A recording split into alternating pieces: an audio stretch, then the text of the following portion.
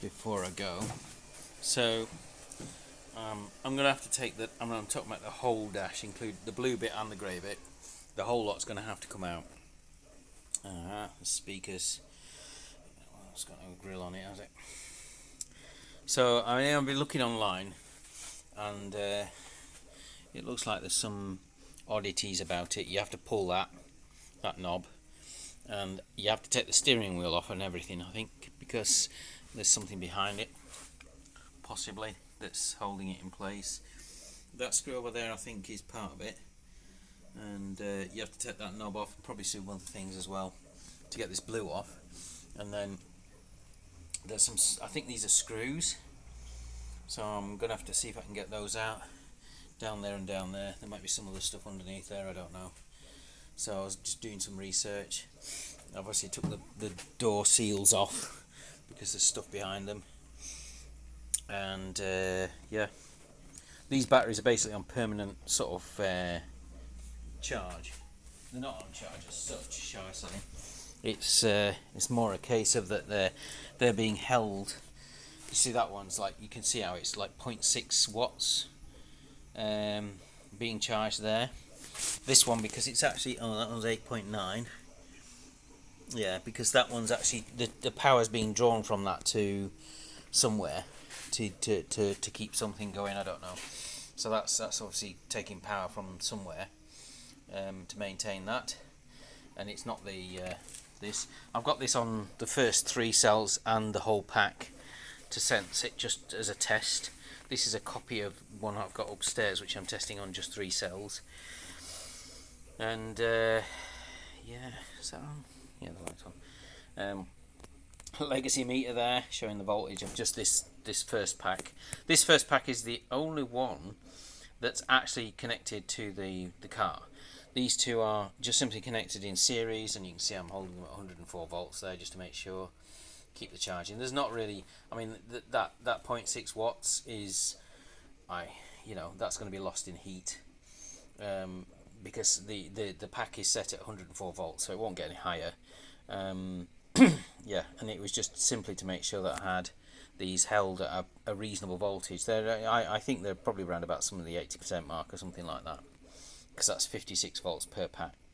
Is that right? No. 104 would be 52. Yes, 52 per pack. Well, let's see, that was on 52. Yeah, there you go. And so I'm holding it at 52 volts, so 13 cells.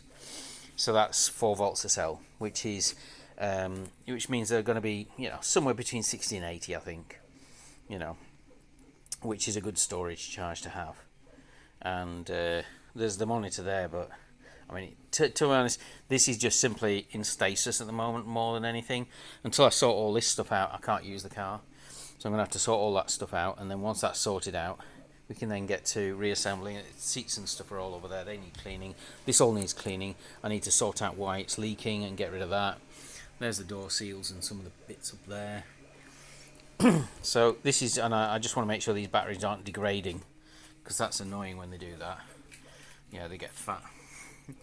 Yeah, literally they get dendrites inside them, and I've lost a lot through that, because it's just, I can't get to these projects because, I mean, it was sat for a year and basically drained that battery, the one that was in there. This is a replacement, and so it drained that, and those cells are now fucked. I can't use them. Yeah, so I'm trying to find some way of getting rid of them, but don't know who takes disposing of lithium batteries or cells. But these remaining ones are good. I've got some, I think upstairs there's 3, 2 of which I know are in good condition, one of which is a little bit on the fat side, so it's dendrited, but it seems to be okay for a test. So yeah, so we're okay for the moment. Yeah, there's the original stuff in there, but most of that stuff is probably not going to get used. The charger won't be used because it's a lithium, not a lead acid. It's interesting, this thing here is actually for the seat heaters. I didn't realise that, because I was watching one of the other guys' videos. That's a seat heater one. I'm not really too bothered about the seat heaters because they're not like good. I mean,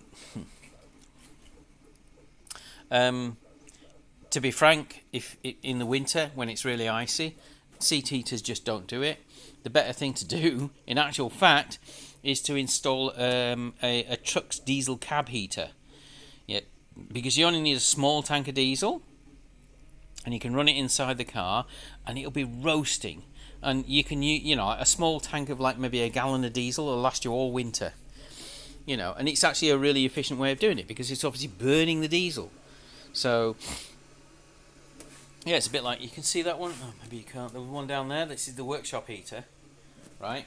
And it's like a miniature version of that with a heat exchanger inside it, so you don't get the fumes inside the car. And it'd be quite easy for me to, say, for instance, install it there. You know, and the whole thing will go there, including the tank, and it will be blistering hot inside. And like I say, that tank will last. A 1 gallon tank of diesel will last all winter. So it's a really effective way of heating it, and obviously you're not using any of your range at all then to heat the cab. So that's what I would do. Anyway, I'm going to go home. Bye bye.